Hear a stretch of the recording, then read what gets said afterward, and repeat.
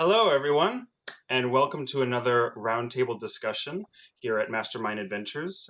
Today, we are talking about improv in tabletop role-playing games, and I'll be your host, Arthur Velwest. And I'm joined by three amazing guests. And would you all like to introduce yourselves? We can start with you, Mahria. Hello, I am Mahria Trepes. I am a dungeon master for Mastermind Adventures. I also am a teacher and a theater person and have a background in improvisation and such.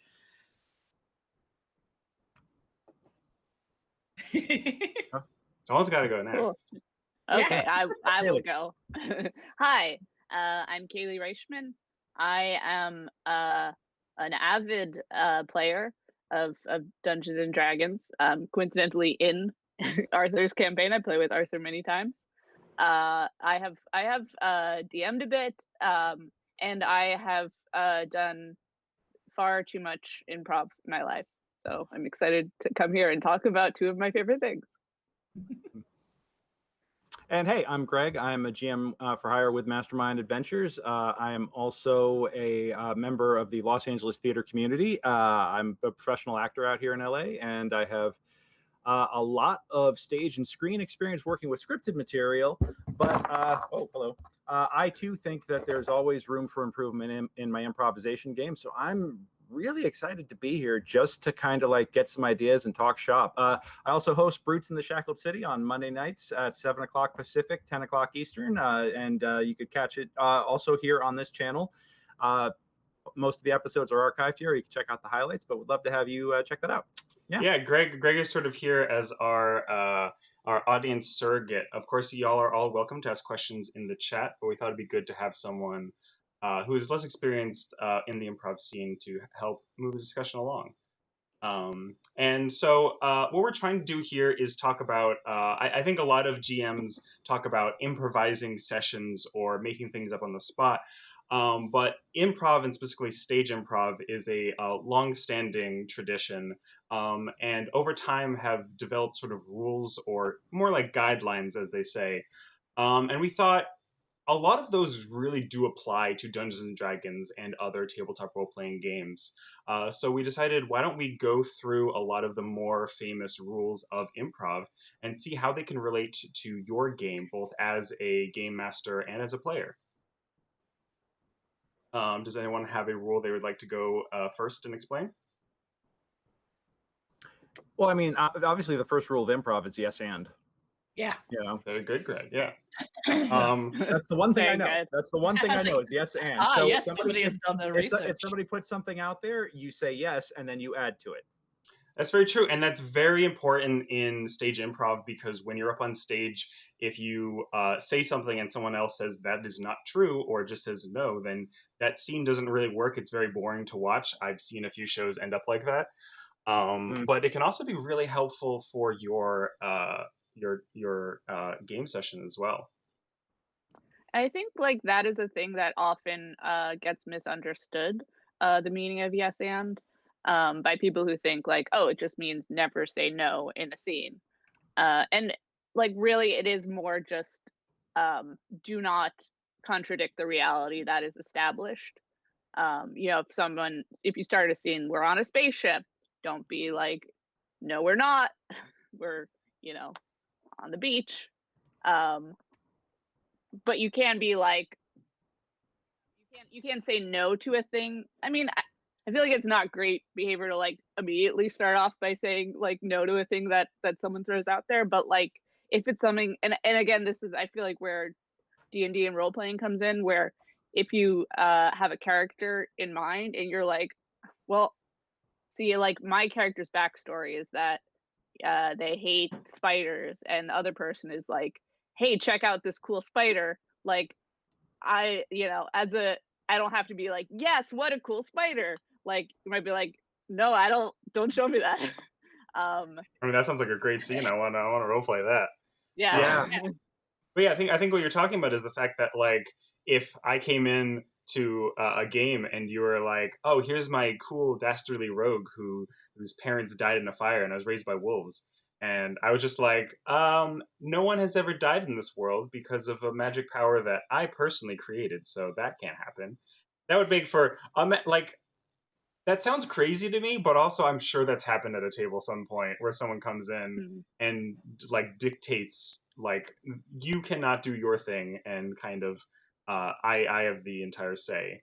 But if I come in and say I am a paladin and I uh, do not enjoy your sort of roguish nature and I'm a more lawful person, that is character conflict and that's fun. So like my paladin saying no, like no, I don't want to like sneak into this tower because I think it's unlawful is a great scene. So I think that's a good point to remember is saying yes doesn't mean physically saying yes.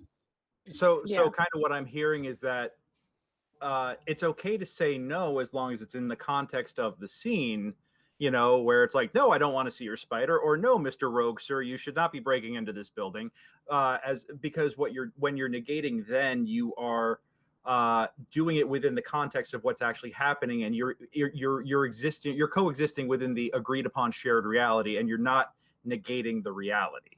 Is that roughly what I'm hearing? Okay. Absolutely, That's a yeah. lot of that has to go into like negotiations, even in regards to what the dungeon master has to say. Because even as a dungeon master, oftentimes like players will ask you out of character, "Hey, can I do this?" More often than not, I'm going to say, "Yeah," because that sounds like it's going to be fun. It sounds like it's going to be interesting, and that sounds like it's going to either further your character's development or the development of the rest of the PCs that are in there. And when you have that type of openness, like oftentimes you'll find that if your players ask you something and you say, well, no, and here's why, they're a lot more likely to listen and be like, oh, okay, cool, that's world-based stuff, or oh, okay, that makes sense as to why that role didn't work, or why okay, cool. So they see it, you get a little bit more, I guess, I don't want to say in tune with each other, but because especially when you're even if you're hopping in to like a game every once in a while, like it's something that's once a week, like West March style, something like that, having that type of dialogue already established, especially with other players, like you have to build up that comfort. But a lot of these rules for improv can help establish that comfort really quickly, Mhm. especially with things Yeah. like yes and. Yeah, it just, I feel like a lot of it. Oh, sorry, you're about, you just like open your mouth to say something.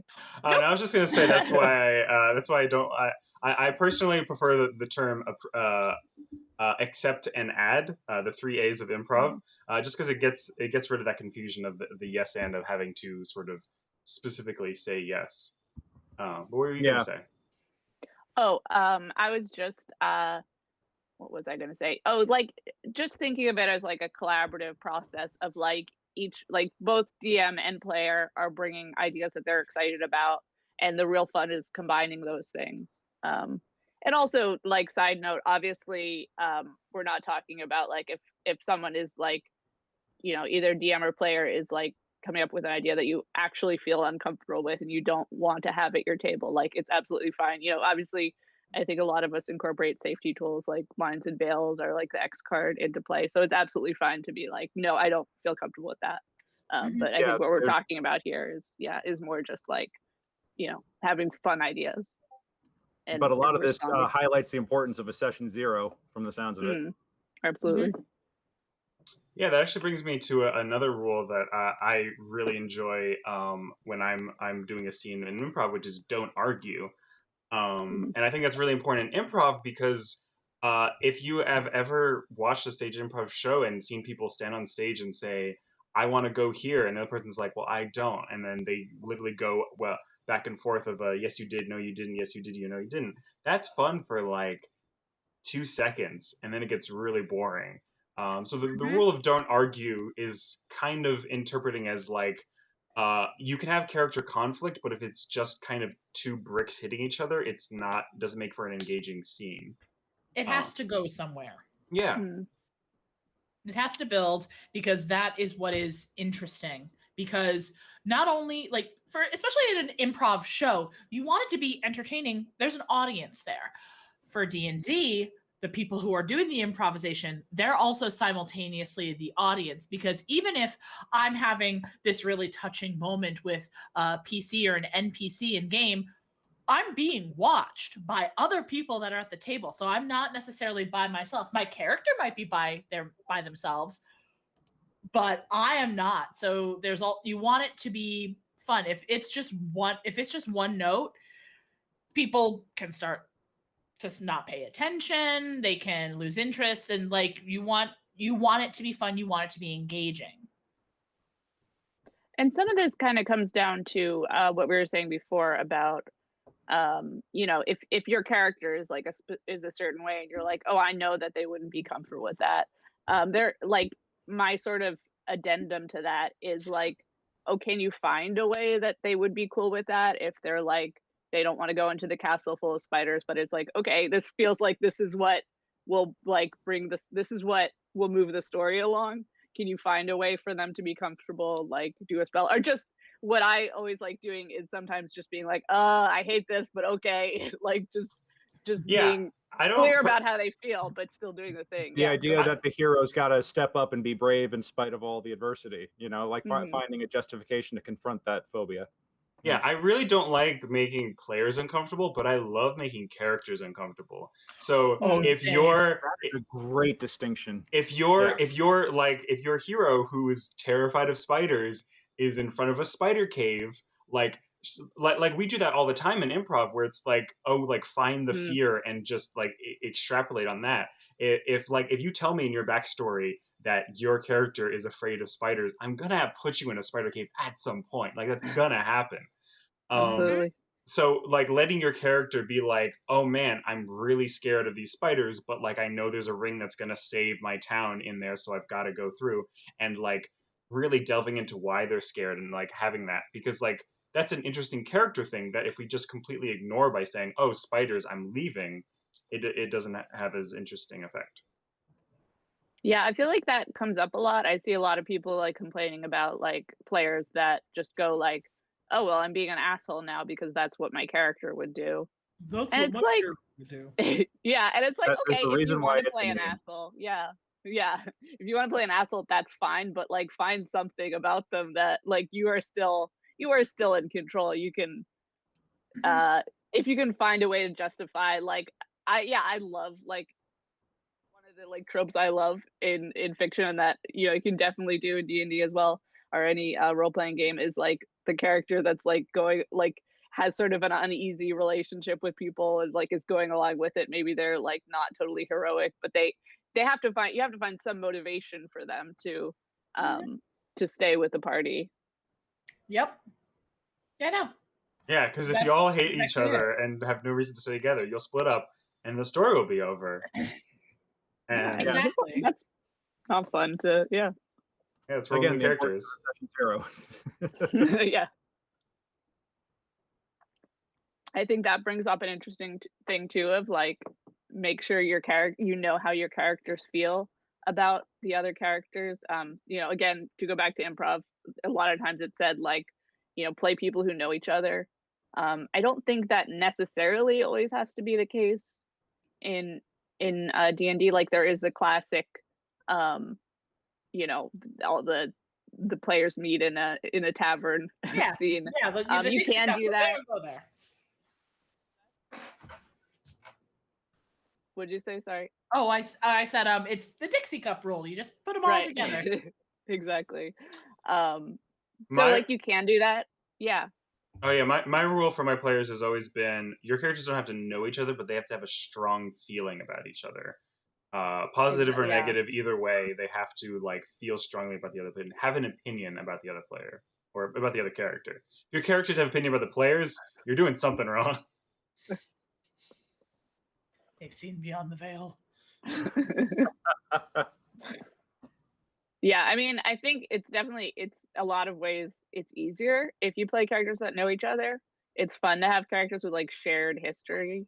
I think like a lot of games, like I know like the Powered by the Apocalypse game system has like bonds that are like connections that your characters have had in the past. Like, oh, we found a secret map together. We I used to have a crush on you or something like that. Just like those are fun. And I think if you're a DM, you can certainly like either find some from other games or make your own if your players are like feel a little bit shy about coming up with their own. But then also if your players are ready to come up with their own and have ideas, then like go for it. That's totally fun.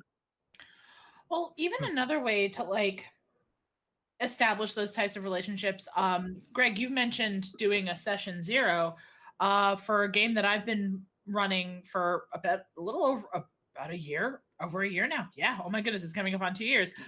I had 3 session 0s for 3 groups of people that are all playing in the game together, because I wanted to have something that all 3 of the missions that they went on all interconnected in some way, which would have brought them together in the first place to go on their first like big quest together. And I asked the group ahead of time, hey, who wants to be paired off with who? I had a couple players who wanted to know each other, and I was like, all right, cool, that's fine. You guys can know each other ahead of time. And we just I kind of Dixie cupped some of the people together so they would basically be, oh, hey, here's a job. I need money. This seems easy. I'll do this. When you say Dixie cupped, what does that mean? That means you put everybody all in the same cup, essentially. Kind of they're all stuck together by circumstance. Yeah. Okay. I like that. I'm gonna like start using that. Classic, like the classic Dixie cup is. So you are all sitting in a tavern. You all see a mysterious stranger come. Like that's like the trope. That's the stereotype. For that essentially. Okay. I think just speaking from just a DM perspective with my ongoing campaign right now, I've had just in terms of I'm one of those DMs who either likes to run published stuff and be like, I want to run this by the book, or this is my Monday night game, or I think my problem is that I'm willing to take some chances and take some liberties and go out on a limb and even try to have some fun or do something funny, but I'm afraid of trying to maintain the consistency. I know that I've got like 4 character voices that I do. So and I always get them all screwed up as to who I'm doing them for which character and stuff like that. And especially because my players have a habit of making me spontaneously come up with a whole bunch of NPCs. I want to go talk to that guardsman. No, you really don't. He doesn't have anything important to say, or I want to go over here. This is not anything I prepared for, guys. You're going to give me an aneurysm, I think I had a character in session that I'd kind of like put out as a joke, and I was like, I feel the impulse to do this as a joke, and I'm going to go with it. That they were going and telling the guards at the Wizards Academy to go wake up the transmutation professor, and they're like, I don't want to do that. Well, I don't want to do that. And they're like, well, why don't you want to do it? It's because if you wake him up in the middle of the night, he's got a habit of turning people into chamber pots, and like, I just throwing it out there. And the joke was that they Rochambeau'd for it. One guy went off, and the professor came back a few minutes later carrying a chamber pot, and it was like, here, and like, and the thing is, the character was intent on being there for like 10 minutes to give them the information that they wanted. And then the players wound up turning it into giving this guy like a 3-episode arc practically, where he just kept recurring. And I'm like, and of course, like at one point he has this big dramatic moment where he's like, no, I want this information that you have. And they're like, but you turn people into chamber pots, like, well, how can we respect? Like, we know what you are. It's like, oh, damn it. One little joke, and suddenly I've shot myself in the foot, like this character is not credible at all, and, or I have a character who hears voices in his head. He actually has a feat where he is a trait where he is worships the goddess of lies and illusion, and he's hearing voices in his head. So sometimes I play the voices, and sometimes it's the voice of his god, and sometimes it's just the schizophrenia. And I'm keeping it intentionally mysterious as to what is what. but there have been some real in-game consequences for it. But I did, at one point, he decided to pray for like, we had another character who was suffering from some sort of condition, and we decided, and he was like, I'm going to pray to my God and see if I can get an answer, like any sort of insight to this. I'm like, great. He goes off into a dark corner, and I role play it out like a tech support call, you know? And it's like, you know, thank you for calling Goddess Slayer Tech Support. This is Agent 474746. How can I help you today? You know, and just played it like that, and like played it seriously for laughs. But sometimes I feel like, you know, I have these impulses and I want to do these things, but is it okay to do that in a game that people are trying to take seriously, or does this break the immersion or ruin the experience for people? You know, and like I want to take these, I want to have some injections of fun, but I also don't want them like, you know, it's like the meme that you see running around about the character Bodie McBoatface or whatever, like who becomes like the ultimate, like it started out as a joke character and becomes like the ultimate hero or something. But yeah, you know, I'm trying to figure out like that fine line of consistency, because I don't mind being a little dada, but I don't know if that's. I think it really depends on your players and who you're playing with. I mean, I think the level of like comedy to tragedy is a spectrum and not always the same place in an entire campaign. I mean, you have to have that levity and that fun. Like in the end, we're here for fun, but you also want those dramatic moments. And I think injecting, like, it seems like your player latched onto that. You had 3 sessions where the wizard who turns people into piss pots had a whole 3-session character arc. And that's one thing I like about not running modules, or like feeling very lax with the module, is that you can have those moments of inspiration and really dig onto that, because you don't know what your players are going to latch onto until they're doing it. We have the classic like the players, the PC I made or the NPC we made to give them information, and like a blade of grass, and they always follow the blade of grass and want to talk to the blade of grass. Oh my God, that's so true. Yeah, like yeah. But the thing is, you never know. So DM. being able to like go with the flow in that sense, another great improv rule. I think, yeah, that's another improv rule that I teach all the time, which is go with the flow. And that's basically like, if your players like shoot some, like the whole idea of like you broke my game is, I think, an incorrect way of looking at it, because it is a collaborative story. So if something changes drastically from the thing you planned, like, go with it, because maybe it'll be more interesting, maybe it won't, but it will be something you made together. Yeah. And like, and here's the thing, because Greg, I'm very much the same way. I run modules, and I have a homebrew that I'm doing that takes place in the Critical Role universe. And I've had moments in both of those games where something happened that I didn't have written down somewhere that's now just canon. I'm running Out of the Abyss for a group of friends, and we meet once a month to play. And they were in Grakelstug, which is the Dwargar city in the Underdark.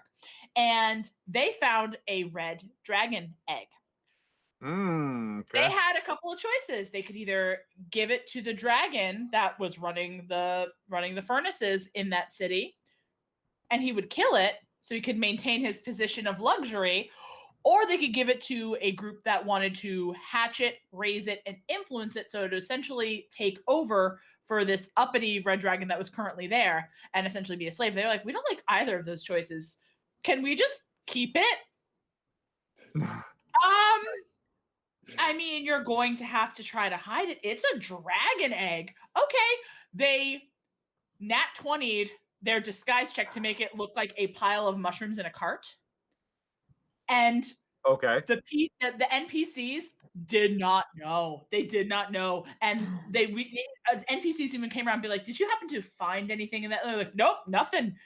Really, because we were looking for something about this size. Like, nope, nothing. The NPCs failed their insight check. So they now have a baby red dragon that only listens to the green dragonborn because she thinks that's her mother. Aww. That's not anywhere in the book. That's not anywhere in there. And it's canon now. That's how it is in their game.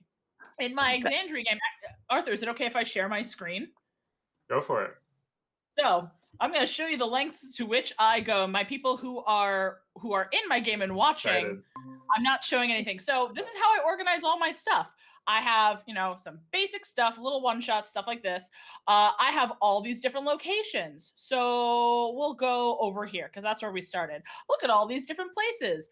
And then here's all this information. And all of this, all it has are encounters, or if I have people in places, it's just basic information about them.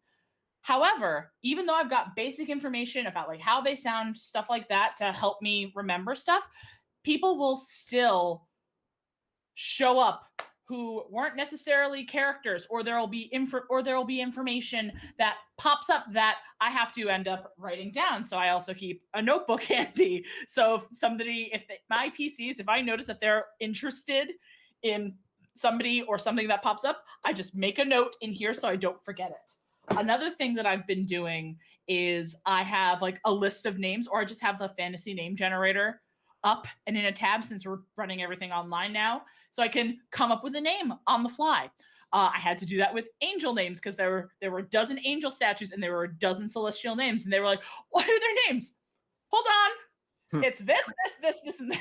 Like, I just my little tip to improv heavy DMs is I have a folder of just a bunch of character images of different races and looks and styles. And when it's like, oh, I want to go meet this person, I'm like, scroll. That person looks cool. Drag into Discord, like, this is this person, and now you're meeting them, and they'll probably give you the information I wanted you to get anyway. But and they sound like, yes, hello, welcome. Would you like some chocolate? I'm Another trick I use is oh, sorry, Greg. Oh no, I'm just saying I'm taking notes. Like, this is fantastic. All right, so there's a rule that I learned like years and years ago. I forget where it was. I was watching something on Twitch about making stuff up on the fly if you're a dungeon master, and I forget who said it, but they use the 7 dwarves. So they have just a post-it note that says happy, grumpy, sleepy, dopey. They just have all the dwarves' names on it. Sneezy. And if you have a random NPC that you just need to make up on the fly, they just talk to a random guard. Okay, Sneezy. And you could just give like, oh yeah, this guard, he's sorry, what can I do for you today? Like, they're sick. And like, that's instantaneously just a character trait. That's who they are, and it's super easy and quick, so you can keep going on with the scene so they can get information, and they're not just talking to, oh yeah, the guard just says this, because that's not as interesting as a guard who's like wiping their nose with a handkerchief and trying to give you directions while sneezing on you at the same time. Oh, I love that. Yeah, I think to go back to what you were saying, Greg, about like how serious characters can be and like how to make them. I think you can definitely have fun with that. Like, again, as Arthur said, it sounds like your players really enjoyed just playing around with those guys, and definitely discovered like some fun things there. And that's, I feel like that keeps it. Oftentimes that'll, even in like a darker campaign, having those sort of fun, lighthearted moments is sort of what keeps it fun and engaging. I think of like, Doctor Who or like Joss Whedon shows. I feel like there's a lot of like fun, silly moments mixed in with darker moments. The one thing, like, oh, sorry, what were you gonna say? Oh no, finish your thought. I'm gonna add on to it when you. Yeah, the one thing I would say is like, as long as those characters take themselves seriously, I think, like, to the best of their ability, they come to that scene. The NPC comes to that scene with like, you only have like a few, maybe they're just trying to communicate some information or get some information for the players in that scene, but they have lived a whole life and had all these experiences. You just can't communicate all of them. So Kayleigh, it sounds like you're talking about playing the top of your intelligence. It sounds like it. Yeah, well, we can talk about that. I want to hear what Mahria has to say, but then we can get into that. Yeah, no, I just wanted to say, like, everybody's life has moments of darkness and has moments. Oh no, we lost Greg. We lost Greg. Oh no. He went to go get his moments notebook of darkness. Yeah, it was too much for him. Moments of darkness. But This is our moment. everybody in their own lives have these moments of levity, these moments of darkness, of incredible silliness, and just absolute tragedy. So it would make sense that your D&D game would have a lot of the same things, because you're hopefully not playing a one-dimensional character. Welcome back, Greg. Sorry, guys. I got a notification that my mic wasn't working, and then my whole browser crashed. So yeah, Oh, no. back now though. Oh no. Yeah, good times. Oh no. But I heard almost everything up until like the second that I disappeared out of here. So you know, and Yeah, all I could say is big thumb. You know. You know, basically everybody's life just in general, ups, downs, silliness, horribleness. It would make sense for D&D characters to interact with those same themes in a game. That Exandria game, they started off in like this horrific fungus turning people into zombie type things, and then the end of that quest, that end of that whole story arc, ended with a ridiculous wine festival, and everybody had a blast, and it was ridiculous and silly. But that first arc had we had a character death. Like, it was really it was like unpleasant, and a lot of people were very were like, oh my god, what is happening, this is so scary. Uh-oh. And then we got to this ridiculous wine festival, and there was like a puppet show about them, and like it was completely silly and amazing. And it's hard to keep that balance, because you don't want it to be polarizing in either way, because if you make it too serious, then it's a bummer. But if you make it too ridiculous, then well, why are we heroes? So it's tough to keep that balance. But I feel like everybody has those moments in their lives anyway. It can obviously happen in a Dungeons and Dragons game, or in any role-playing game, really. So do we want to talk Yeah, do you about wanna, what it means to play the top of your intelligence? Yes, that would be excellent. Go Yeah, for it. so that is a term that is like another improv, like buzz phrase, a term that gets thrown a lot in improv, sort of like yes and like, as far as I understand it, anyone can chime in if they have a different understanding of the word, because also the thing about improv too is like every theater, every school teaches things like slightly differently and uses, you know, different terms. But how I've understood it is that it basically means it doesn't mean don't play dummies. You can play dummies, but like there should be some basic like knowledge or intelligence there. This is interesting when talking about D&D, because I feel like oftentimes I'm just like, what is my character doing? But like the idea that yeah, and it's I think it goes to, I would also say, play the top of your moral integrity as well, of like, you know, don't go in and just like randomly kill a guard. And you know, if you're like, my character would do, I don't think that's true. I don't think that like your character would have that. Like, basically just treat your character like a real person, even if they are, you know, a gnome or a tiefling or an elf. They like, should have a basic stupid people don't always necessarily know, or at least think they're stupid.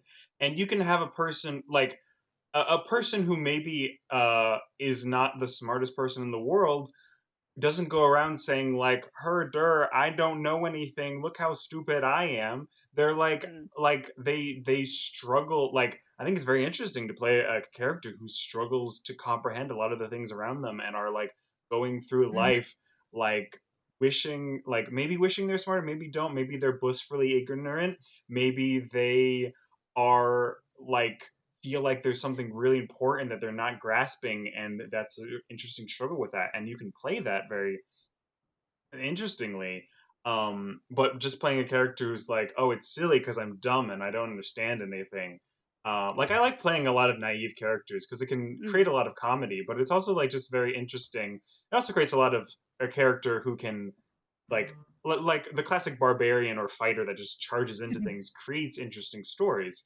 But you got to remember there's a person behind that, and I think it relates back to what me and Greg were in the race and D&D talk, is talking about playing the top into your intelligence is like I'm just not a stupid character. I'm a person who maybe isn't the smartest, and this is why these are the reasons, and like thinking about it beyond just like a 3-sentence word. Like these are, as Kayleigh you said, these are fully fledged characters who have an entire life that maybe we're not seeing right now, but playing them as they have that whole life and experience can be really important, regardless of what kind of character it is.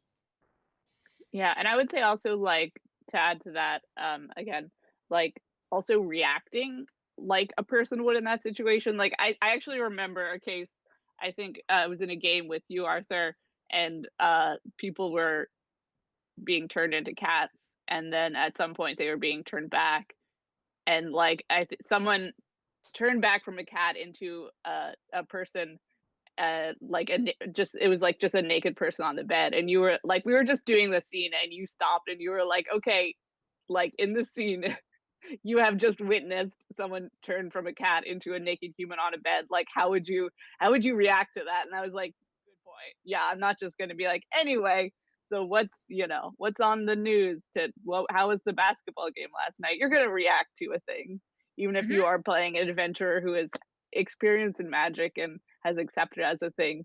You're just going to react to things. Oh yeah, absolutely. And yeah, no, that absolutely the end. Yeah, it's important to care about things, because I think if you play the I've been told so many times that like if you play an improv scene where you are nonchalant or don't care about things, it's not interesting. And I think that's very true. If you play a character who's like, oh, someone just died in front of us, like, okay, I didn't care about them anyway. Like the game only exists in how much we care about it. So if you It's about like having stakes. yeah, if you care, Exactly. if you, the player, care about things, and especially you make the character care about things, you and everyone else are going to have a much better time. Yeah, and I think Absolutely. yeah, you can play like a chaotic neutral character. They're very fun to play, but they should still have some sort of emotional engagement with the world around them. I played I both tabletopped and LARPed a Barbarian Berserker for years, who was like, I always like to think of him as just took one too many headshots or one too many shots to the head and just was like not quite all there. But it was fun to play him because I played him with a really big heart. So you get like that level of investment and everything, and just like a little bit of like childlike wonder, and just I always tried to turn his emotions up just a notch or two, because I was like, he doesn't quite have that control, that filter, he's just very much ruled by whatever his heart tells him. And I found that to be incredibly refreshing. And sometimes it led to comedy, because sometimes it would be like, no, I don't know what that means, or but I think that there's you can play a lack of intelligence. It doesn't mean necessarily like that you're still a functional human being. It doesn't mean like you're sitting in the corner drooling and completely helpless. I think the thing is that you just are freed from the boundaries of I think the smartest people know what they don't know, and folks that have a lower intelligence score in game terms have the blissful confidence of ignorance. Yeah, I played a barbarian very much of that blissful confidence and ignorance in Tomb of Annihilation, which was way more shenanigan-y than it should have been. But it was full of shenanigans. Oh my god, you played a character like that through that mod? Wow. Yeah. Yeah, no. I played a barbarian named La Akea, who is very, very cocky and very strong, and had very hard time pronouncing people's names if they were too long. So when we found out that the necromancer's name was a Sirarak, she was like acetaminophen, which is hilarious because that's even more complicated. But Yeah. I intentionally wrote things down, like I would write them right in my notes because I'm always the note taker, but then I would make a little note, be like, she will say it like this, because her memory is not that great. I think also too, you can play like you can play characters with like low intelligence and high wisdom. Like, maybe they have a lot of street smarts, or maybe there's something in their background that they're like particularly like good at. Very few characters are just very few people. I guess I should. Well, I've met a few people that could qualify, but like in general, people have a multitude of things that they know about and don't know about. Having worked in tech before, I could tell you, I know a lot of people with incredibly high intelligence scores and very low wisdom scores. That's true. Yeah, the reverse definitely works as well. Yeah, or low charisma perhaps, but it's the difference between. I always like to think of intelligence versus wisdom as the difference between book smarts versus street smarts. It's like your intelligence is like, what do you actually know? Do you know science? Do you know engineering? Do you know spellcasting? Do you know any of these things? And if it's taught in a book, and it's how well you retain that knowledge and can access it readily to function, versus the wisdom of like, intelligence is knowing that a tomato is a fruit. Wisdom I was just about to say that. Not putting a tomato in a fruit salad. Yeah. But it's also true that like I don't think just because you're a smart person you are intelligent at all things. Like there's the classic scenario of like a deep philosopher or like intelligent tech person just forgetting to eat because they didn't put the thing on their calendar or something. That's not just tech, man. That's just ADHD. That's like yeah. I'm like also. Well, yeah. I just mean like there's like I think putting in like intelligence tries to take a thing that is very complex and very big and put a score on it. And intelligence is much more vast, and you can have people who are very like quote unquote low intelligence in one aspect of their life but high intelligence in another, and that's like proficiency in your skills can help with that. This is why them limiting skills in 5e is just so unrealistic and immersion breaking. Where's my knowledge history? Where's my knowledge engineering? Where's my knowledge dungeoneering? I miss those. I think my favorite rule of improv that I have transferred over to D&D is if this is true, then what else is true? And I learned this from a very brilliant man named Lewis Kornfeld. And the basic idea is I learned it when you're making a character in improv scenes, and to quickly figure out who they are and lots of details about them, because in improv details are just fun. Like you can just say any detail and it's funny. You quickly create a character and it's like, oh, I like speak with a slow drawl, and it's like, okay, well, if he speaks with a slow drawl, maybe he grew up in a place where not a lot happened and like things were slow. So like maybe a small town where like not a lot of things happened really quickly and people weren't in a rush, so he didn't feel the need to talk quickly.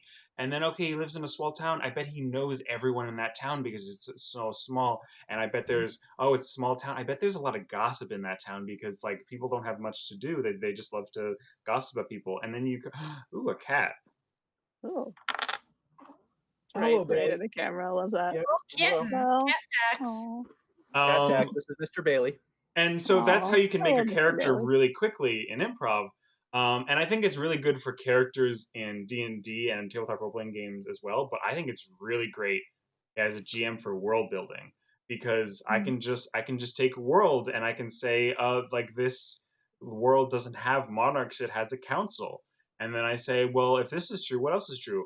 Do they have a council because that's how they just invented things? Or maybe they had a monarchy and it crumbled really bad and they said, we are never having a monarchy again. And maybe there's a king, the bloodline wants to be a king again, and that's the big bad. Or maybe that's one of the characters. Maybe that's one of the PCs.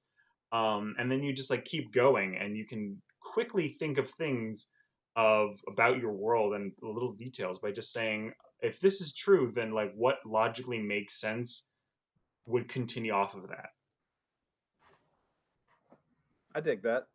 No, I like I that. really like that. And I love the idea of the slow talking character because, you know, even with just that one thing, my mind is already firing. And it's like, okay, Mhm. so this guy is going to stand there and talk with if he's a shop owner, he's going to stand there and talk with the PCs for 30 minutes about all the latest gossip and, you know, do the catching up before you do the 5 seconds of actual transactions. You know, that was, you know, I was born in New York, but I was raised in Virginia. And that was one of the things that I observed very quickly about living in the South is that, yeah, Move slowly. any conversation with anybody is going to go 30 minutes because you got to do all the catch up and everything before you get around to whatever it is. You could need like to only talk to somebody for like 30 seconds, but you got to do that 30 minutes of catching up before you can get to that 30 seconds. And it actually just drove me insane. It was very refreshing when I moved to Boston because I'm like, oh yeah, people are just like, wham, bam, get out of my face. You know, it's like refreshing, you know, but that right there is just a fun, like, bring that in, you know, and a fun element to bring in and just have this one character that's like the sloth at the DMV in what was Zootopia? Zootopia. Zootopia. Yeah, I was about to say Fruitopia. I'm like, I know that's wrong. It's a In sequel. Zootopia, and, yeah. So you know, and it's all anthropomorphic vegetables and fruits. Yeah. No, sorry, dig it. I no longer Veggie care Tales. about this stream. I'm now trying to write the sequel to Oh Zootopia, yeah, Fruitopia. yeah. I mean, okay, no one steal this idea. This is ours. This is- Yeah, Yeah, everyone we're gonna watching, write it and please mail it to ourselves. ignore this. Yeah. This is my IP, please. That's how intellectual property works, right? You just say please. Yes. Yeah, exactly. Speaking of the audience, I see there's a few people watching. If you guys have any questions about improv and tabletop role-playing games and how they coincide, feel free to ask them in the chat. We are keeping an eye on it. So we are happy to answer any of your questions. But I want to move on to another great rule that I really like, which is make your partner look good. Yeah. Oh god, that one is so important. I love that rule. Mahria, do you want to explain what that means in improv? So basically, basically when you want to make your partner look good, it's basically if they're building on something, if they're like building up to a joke, if they're doing something like that, you want to essentially assist them. If you take their joke or if you steal their thunder, that can kill a scene and that can make them lose their trust in you as a partner on stage. So there was a great story I read when I was in an improv group when I was in college. Our academic advisor gave us all a book to read over the summer, and one of the anecdotes in it was about how Joan Rivers was a part of a improv club, an improv group, and she and another player were doing a scene, and the gist of the scene was she wanted a divorce, and he was like, well, what about this? What about our kids? And she just stopped and goes, we have no children, which got a huge laugh from the audience, but it killed the scene because he had to basically try and update it so it could work essentially for her statement to be true, because he was doing the yes and bit and she didn't. She did not make her partner look good. She made herself look good. You don't want to steal a scene from somebody, especially if it's their moment. Mm-hmm. You don't want to do that to a person, especially like if a player is having like this sweet moment between, you know, them and another PC. If you go over and you just interrupt them, you've just wrecked it for those two players. Whether you're the dungeon master or another player going to interrupt. Obviously, like if you want to, like if you're in Discord and you're just, you know, putting stuff in there, obviously, like because always in Discord and in chats, we're sharing memes when things are going on, but we're still paying attention. We're just, you know, adding to it for ourselves as we're remaining entertained with what's going on. But you don't want to just interrupt. Popcorn.gif. Yeah, exactly. Yeah. Yes, this is great. But you don't want to just wreck it for those people because you're going to ruin their fun.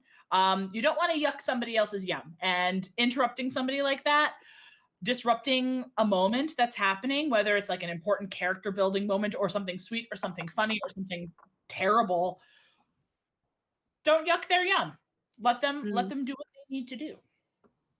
Yeah, don't try and win D&D. Don't try and win D&D or improv, I think, in general. I mean, you know. It's a try to cooperative not get game. killed, but unless that's the way the story goes. Yeah, Yeah, Well, both in improv and D&D, it's a cooperative game. absolutely. Yeah. and we talk a Yes. lot about like Dungeons and Dragons specifically being a power fantasy. And I think that's very true. And the way you can feel powerful is by having your players support you in that. Um, and that can be as easy as when you're a paladin and you like do a divine smite and take a slash and like kill a bad guy in one blow. As a GM, narrate that, be specific, and like take time to describe how cool the thing they just did is and like be excited about it, and players be like either as a player be like, oh, that was really cool, or as like a character be like, my character is in awe of your character, or like even like my character is now fearful of you because it's seen so much power. That's like, even that negative emotion is still like putting that player on a pedestal and saying, you are really cool right now. I am making you look good by being now scared of you because of how powerful you were. Mhm. And I think that's a great thing to remember, is that as players, we are also uh, part of the story and telling the story, and by helping out our players, fellow players in that way when they do something cool, making them know that it was that is really great. Mhm. Totally. Yeah, just like be a fan of each other. I think it's always a I think good that's part of move. the reason why I like playing with the with my Monday night guys, the Brute Squad. They are always really attentive. They listen very closely when everybody else is, or when I do an individual scene with somebody, or if I give somebody a highlight moment. They're all really supportive of each other and really respectful, and they are engaged and they're entertained.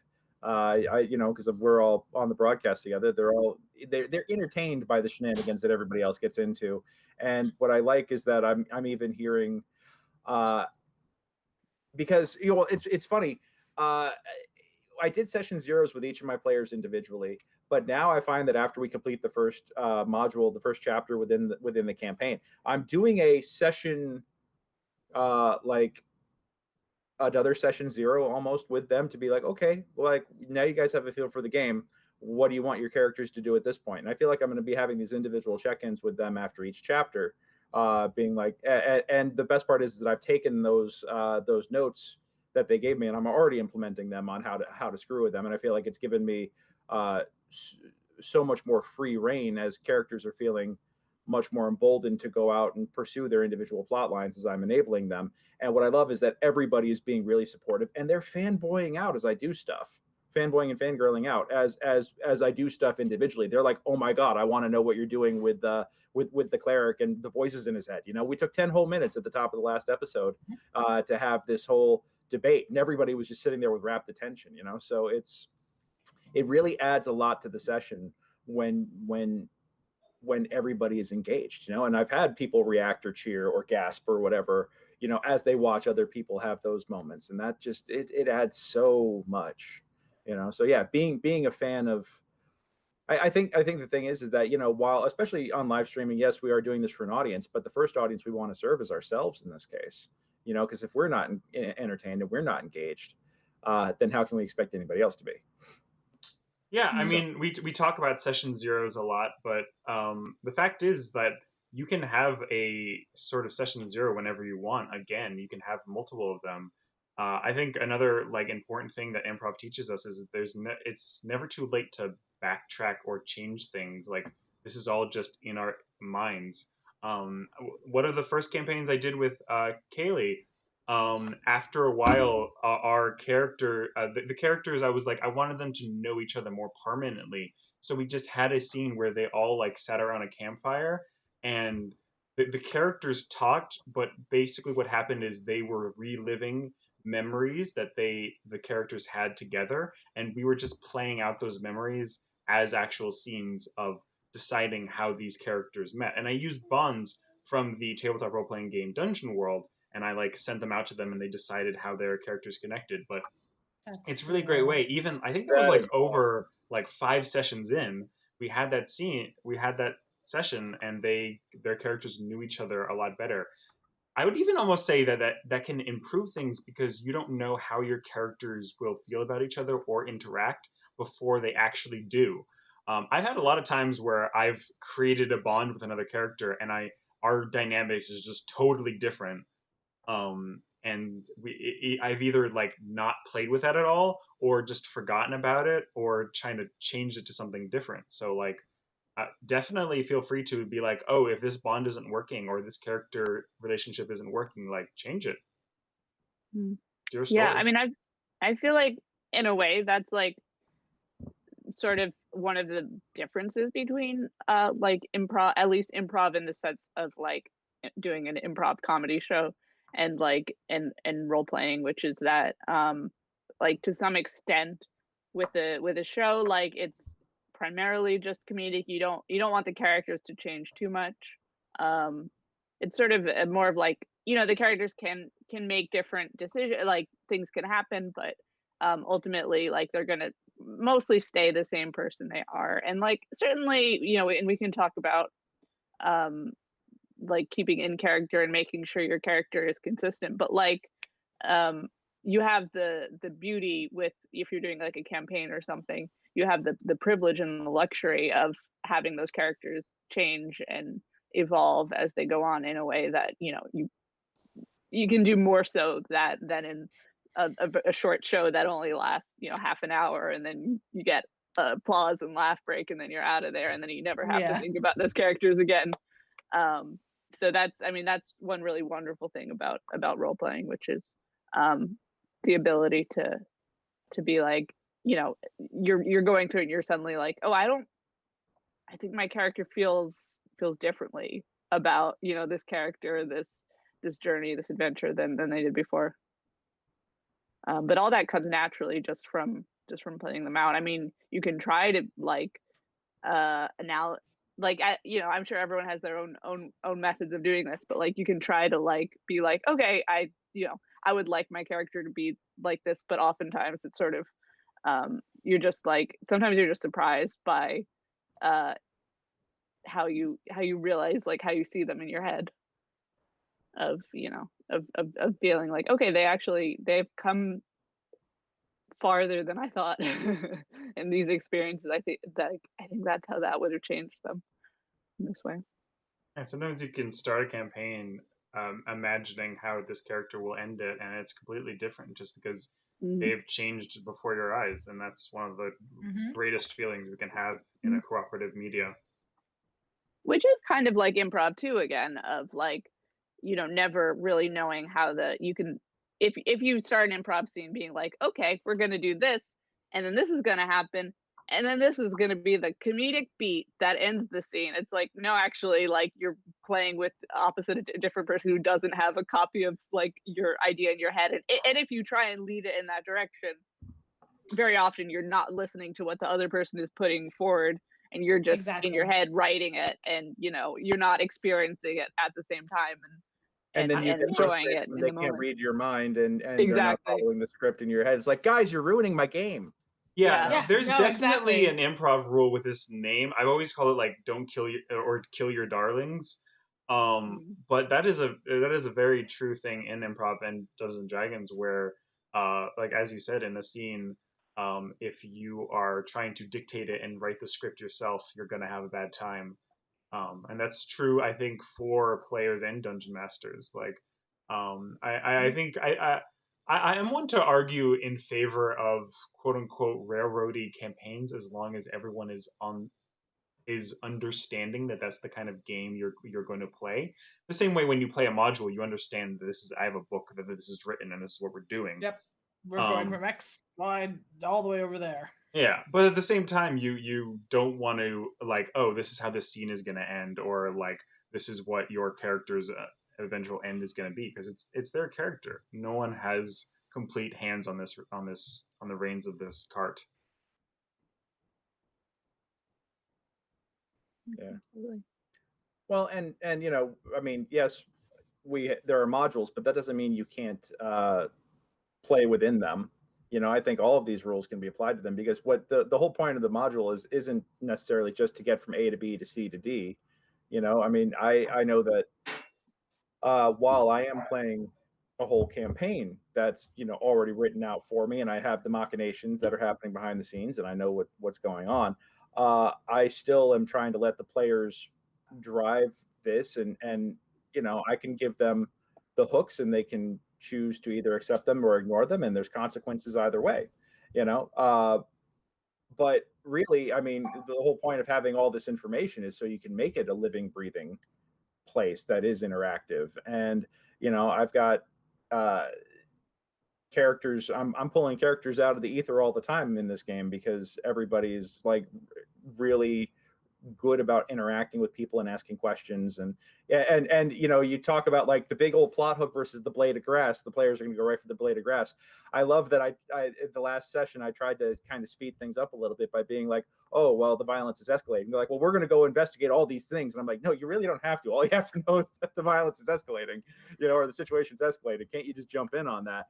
And but they're like, nope, we're going to go visit here, we're going to go here, we're going to go there. And I'm like, or you could just, okay, we're gonna do that. We'll do that. Yes, and Yeah. so, yeah. Now, there's a rule that I teach a lot because I also teach improv to kids, and this can be an important rule to tell kids, which is called "violence kills the improv."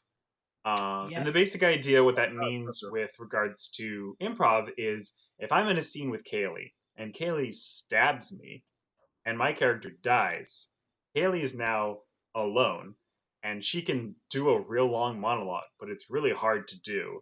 And improv can be done with one person, but is much harder. And you had that scene, and the scene is basically over because the scene was between two people, and now one of them is just dead. And it's a very important rule to improv. But how does, I mean, we're playing in a world where we have swords and sorcery. Like, how does that apply to Dungeons and Dragons? Well, if you kill a random NPC on the street and the entire group gets arrested, that kills it. That kills the scene. If well, I see that rule and I'm like, yeah, no, like that sounds like a bad, like, yes, sometimes violence is the answer in Dungeons and Dragons because again, we got spells, we got swords, we got shields, we got all that stuff. But if you are doing the whole that's what my character would do, and you just stab somebody randomly, or you steal something from a party member, or like if you're just causing conflict just to cause conflict because you're bored and you want to be random and you want to play chaotic neutral as I'm going to do whatever I want, then that's going to kill the game. It's going to kill that session because everybody's going to essentially be like, what are you doing? This is not what we wanted. But like, obviously if you're in a party with a person who just randomly, and this happened in a kid's D&D game I ran for my school, one kid decided to stab an NPC kid. And I was like, okay, the guards surround you. And all the players were like, why did you do that? And they were like, oh, it was just funny. So I gave them consequences. The ones who did not participate in said stabbing, they got to continue to play their characters. The ones that participated in the stabbing, their characters remained in jail. They had to roll up new characters. I made them roll up new characters because I was like, listen, you're kids and you're learning, but like, let this be a lesson. You don't do that in D&D. Yeah, I mean, as I thought about it, we literally have that rule already. It's called "Don't be a murder hobo." Yeah, don't be a murder hobo. Exactly. I was so proud of my guys the other night. They actually went in to an armorer and negotiated modifications to their armor, and they did not murk the guy. I was so impressed. You know, like, yeah. Growth. Yeah, and it also goes back to what we were talking about too, about playing to the top of your intelligence. In this case, intelligence meaning, you know, your sense of what you would do in a situation, your own moral integrity. And I think it's absolutely fine if you want to play a character. Like, I think just think about what sort of, I don't know, like your character should have some sort of reasoning if they want to just go around murdering people. It's treating it seriously. It's dealing with those consequences. If I'm in an improv scene and like, if I decide, if for some reason, you know, I decide to stab someone, like Arthur in that scene, I want to have a reason for doing it. But if I don't, like, the idea, like, if I don't and I do this, like, I want to deal with it realistically of like, oh my god, what the hell did I just do? Like, why did I do it? Like, I'm freaking out. Like, sometimes you want to see that, like, it's not necessarily like a fun or entertaining scene to do, but like, if you make that choice, be prepared to like have your own emotional consequences, as well as the consequences in game, of like, you're really making that decision, like, okay. And again, it does get interesting with D&D, because there is that sort of thing of like, well, we're adventurers, we go and we kill monsters, and we slay the dragon. And then sometimes you're dealing with a player who is just like them being like, haha, I stabbed them, is them just trolling and like ruining the metagame for everybody else just because they can, because you're giving them a forum to do so. Right. And that's a whole different thing, Yeah. And or maybe like, go ahead. Oh, sorry. I was just noticed somebody in the chat, Ravens, talked about the difference between violence and aggression. You can be aggressive towards like another player, like maybe you're charmed or maybe you're unhappy with something. But again, that's more of we're improving this scene together, stuff like that. And there's a difference between doing so to derail a scene rather than to move it along. Like maybe somebody is charmed and you need to put them in Odaluk's resilience sphere so they can't get to you. And so you can pause them, but then you can figure out what to do in that next minute while it lasts, essentially. Or you can, a new party member shows up and they accidentally insult some members of the party, and they're not doing it to be mean. They're just new and they're weird and they're awkward, like their character is. So one of the PCs is like, well, I'm going to take something and put it in a different spot in their inventory just because. And like, that's harmless, and that will like make the scene be tense up a little bit, but it'll resolve itself eventually. And that's actually happened last night in a game that I play. So yeah, I really like the differentiation between aggression and violence in chat, because I think aggression can heighten a scene while violence can end it. Exactly. Yeah, and I think sorry. No, it's okay. Go for it. Mahria, you were sort of talking about like new players. Like, I think there is very much a thing that happens a lot with improv and with D&D and role playing, where someone comes in and they're just like scared to be vulnerable and scared to like be open and like respond naturally. They're just like and I have been this person, so I get it totally. I've been the person, the DM or the person like the scene partner in the scene, and I can see like I think it's a common experience of you're just like, oh god, I like don't know how to just be emotionally open, so I'm just gonna make stupid jokes and be like, haha, like I think you're ugly to the NPC, or like stab him in the face. It's funny because the example that I bring up from my game last night, we've been playing with this guy for like, oh my gosh, I've been playing with him for years, and his barbarian died. So he was like, I want to do a more role play character. So he made a bard, and this bard made a comment. It's like, oh, you're awfully cute. Like that for like, you're awfully cute. I wasn't expecting, a half orc, and I was just like, okay, that's all right. That's an odd thing to say, but sure, we'll go with it. And like, I just continued on, and like it was a great little scene of how to introduce his character, because his character is a bard, and he's mouthy, and it looks like this bard's thing is he accidentally puts his foot in his mouth because he cannot stop talking, which is amazing. And it's so cool because my character also has that problem, but she has an 8 charisma, and she frequently puts her foot in her mouth for very similar reasons because she just can't stop talking. I like the idea of two characters who keep doing that, but like one people find it oddly charming and like sweet, and other people get offended. Because that's very true to life, where people can like be awkward and like shy and like their foot in their mouth, and then people find it charming. And it's like, how do you do that?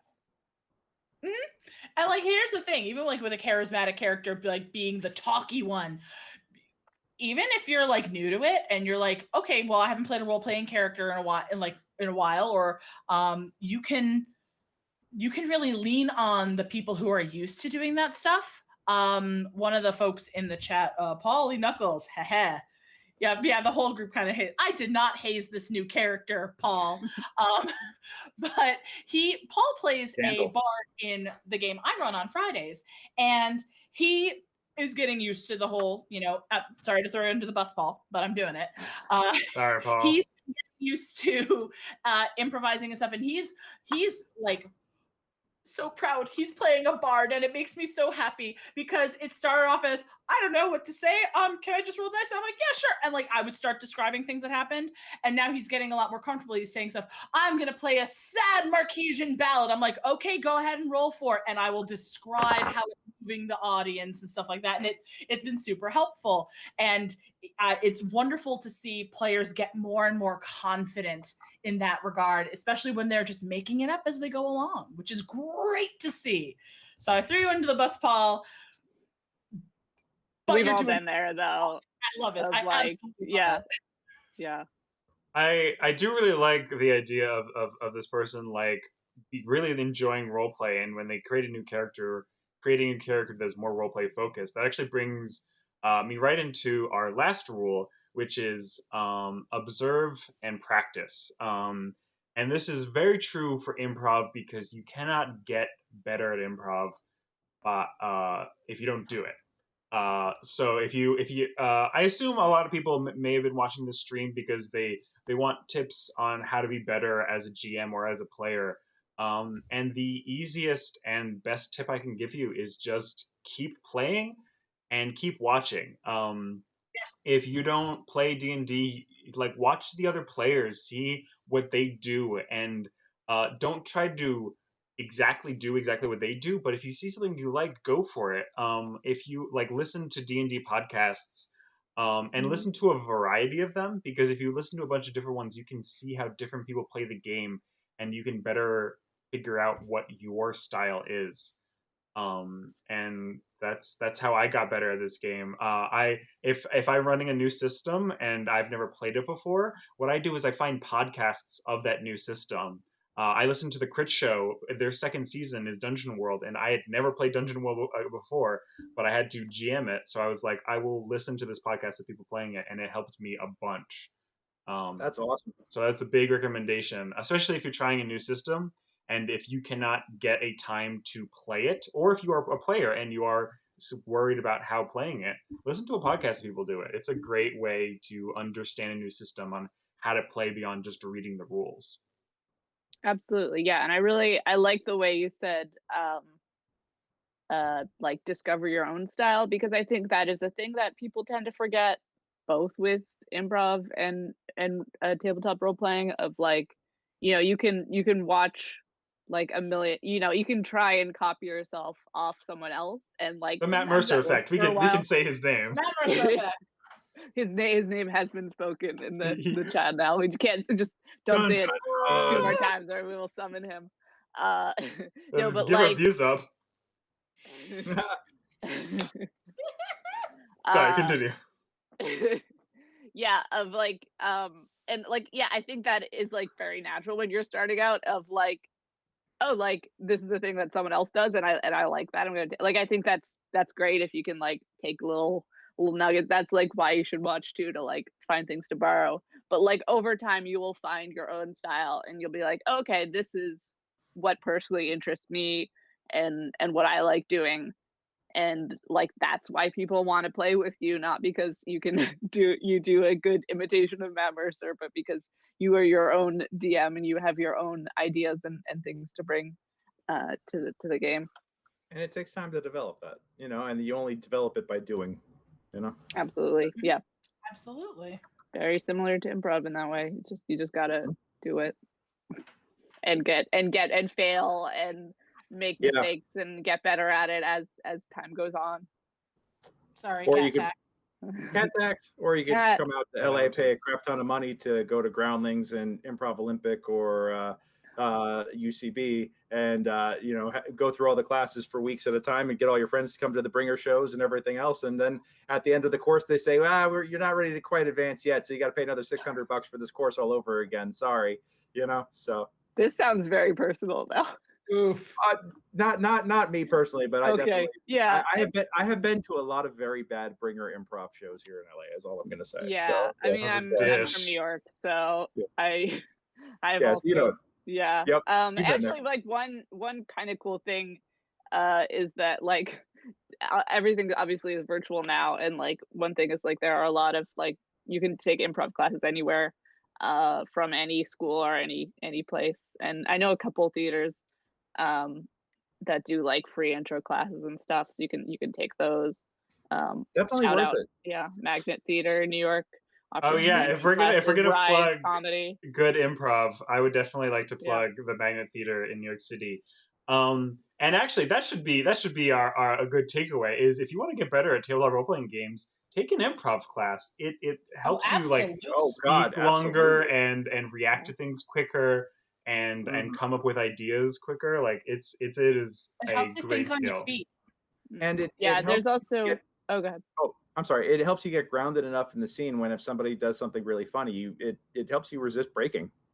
Yeah, absolutely. And I was just gonna say, a lot of theaters also have like scholarship programs. If you're like a member of like a marginalized group, like a person of color or LGBTQIA, you can often apply for a scholarship.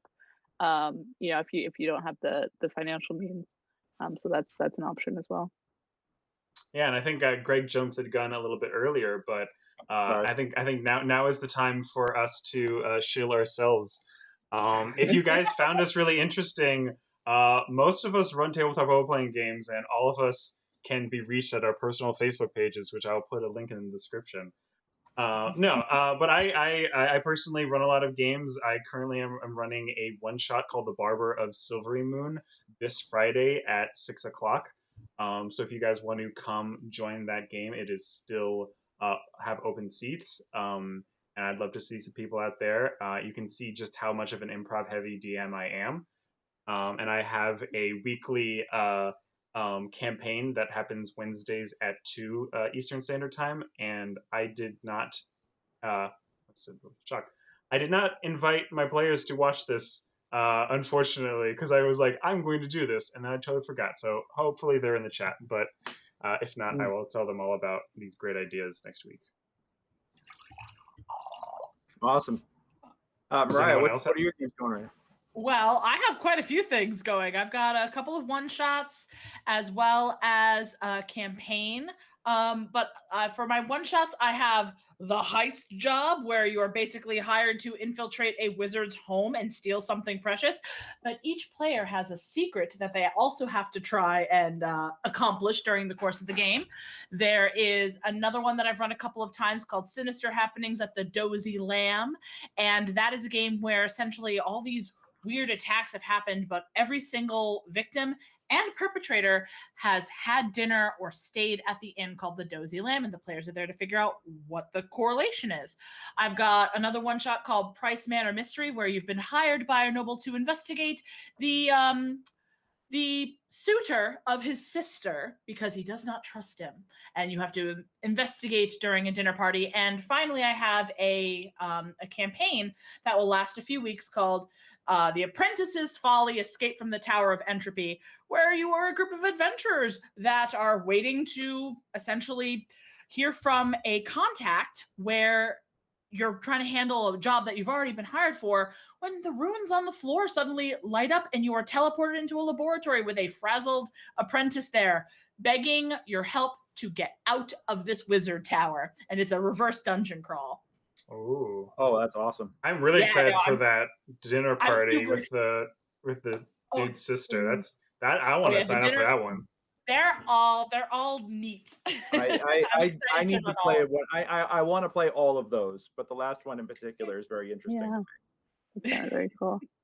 I do not have any GM things to plug, as I am not currently selling my services, but I will plug a comedy thing Do it. For anyone who would like to know if I'm actually funny, the good question still stands. It's not improv. It's actually sketch, character comedy, where myself and other people on my team, as well as other teams, write and perform character, comedic characters. It is part of the Armory, which is another a very cool comedy theater in New York that has made the jump to virtual things.